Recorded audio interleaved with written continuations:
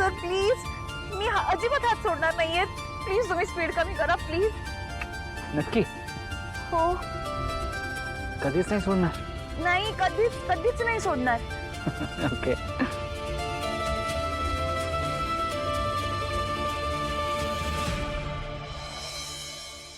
शांत हो बाळा, शांत हो. बास कर रडणं.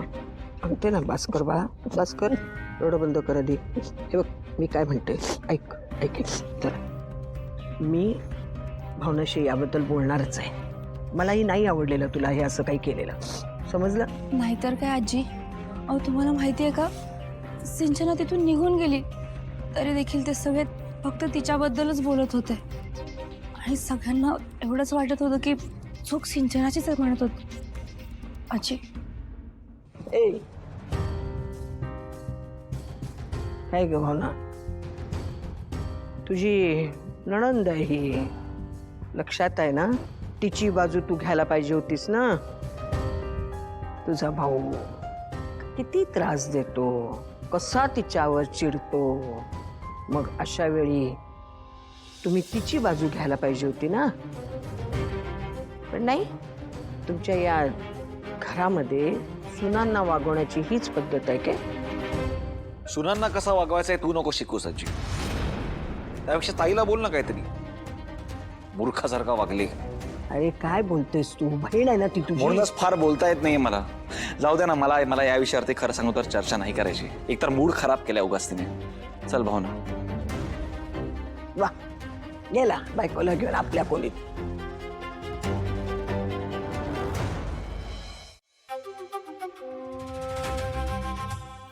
हॅलो.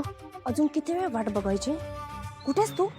मी कधीची आली इथे, मंदिरामागेच उभी आहे. तिकडे काय करतेस? तुला सांगितलं होतं ना झाडापाशी भेट म्हणून.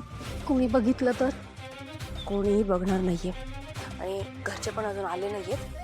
फालतूचे प्रश्न विचारू नको, लवकर इकडे ये.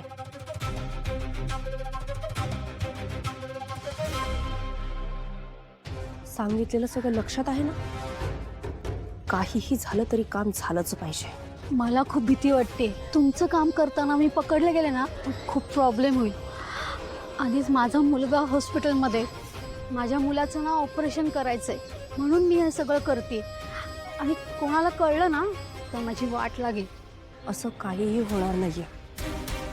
फक्त जे काम सांगितले ते कॉन्फिडन्सने कर आणि कोणी तुला ओळखणार नाही याची काळजी घे. नाहीतर जर सिद्धूने पाहिलं ना तर लगेच ओळखेल तो. माझं काही झालं तर माझ्या मुलावर उपचार कराल ना तुम्ही? मुलाची जर इतकीच काळजी असेल ना तर आज तुला कोणी ओळखणार नाही याची काळजी घे. आणि हो, ठीक आहे, काळी पावडर हाच तोंडाला आणि हे तेल हाताला लाव. म्हणजे कोणी पकडला तरी सटकून जाता येईल.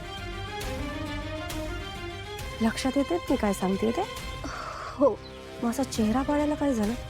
असं घाबरत घाबरत काम केलं ना तर नक्कीच पकडली जाशील. कॉन्फिडन्सने काम कर. मला पूजेची तयारी करायची, मी जाते. आता ही भावनाची आई तुझी परीक्षा घेणार आहे. बघूया तू जिंकतोस की आईचं प्रेम. जोपर्यंत भावना आणि तिचं बाळ सुखरूप आहे असं कळत नाही तोपर्यंत या दिव्यावरना हात बाजूला करणार नाही ही आई. मला पण बघायचे तू किती निष्ठुर होऊ शकतोस.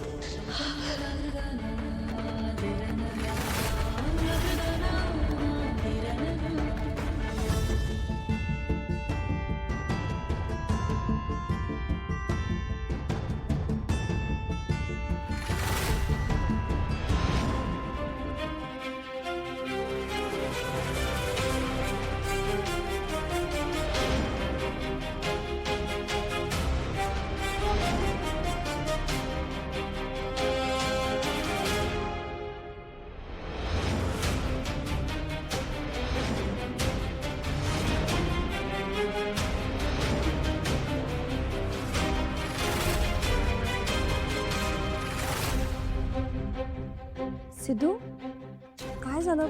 भावनापाशी काय म्हणाले डॉक्टर? अरे मी तुला काहीतरी विचारते, असं का बघतोस तू माझ्याकडे? बहिणी आज आईला ज्या बहिणी धक्का मारला ती बाई तीच होती ना? बाई कोण बाई? मला नाही माहिती. तुम्हाला चांगलाच माहिती मी कोणाबद्दल बोलतोय ते. आज त्या वेळ्या बाईच्या पाठीवरती तोच मोरपिसाचा टॅटू होता ना. टॅटू? कसला टॅटू? कोणता टॅटू? आणि कोणती बाई? मला काहीच माहित नाहीये सिद्धू. वहिनी तुम्ही मंदिरात गेला होता एका बाईला भेटायला. हो. त्या बाईच्या पाठीवर तोच टॅटू होता जो आज या बाईच्या पाठीवर होता.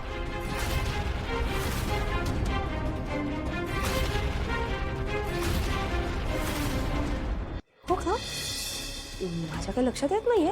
आणि आजकाल तर सगळेच लोक टॅटू काढतात आणि महत्वाचं म्हणजे मोरपिसाचा टॅटू. हे तर कॉमन डिझाईन आहे. आता याबद्दल का विचारतोस तू मला? गॉच आव आणून नका बहिणी. दोन्ही बायकांच्या पाठीवर सेम टू सेम ठिकाणी टॅटू कसा काय असू शकतो? तर ते मी कसं सांगू? हे बघ सिद्धू, भावनाचा असा अचानक ऍक्सिडेंट झाला त्याच्यामुळे तू अति विचार करतोस. आता त्या सुरेखाच्या मानेवरती मोरपिसाचा टॅटू की कबुतराचा टॅटू आहे मला काय माहिती. आता तिला तुझ्या समोर उभी केली असती, पण ती बाया बसलीये गावाला जाऊन. बस खोटं बोलू नका बहिणी. भावनाची अवस्था कोणामुळे झाली ना चांगलंच माहिती आहे मला. आता भावनाचा ऍक्सिडेंट झाला त्याच्यातही माझाच दोष का? अरे ज्या वेळेस हा ऍक्सिडेंट झाला ना तेव्हा आम्ही मंदिरात पूजा करत होतो. मला तू होतास ना भावनासोबत, मग का नाही वाचवलं तिला? बस वहिनी.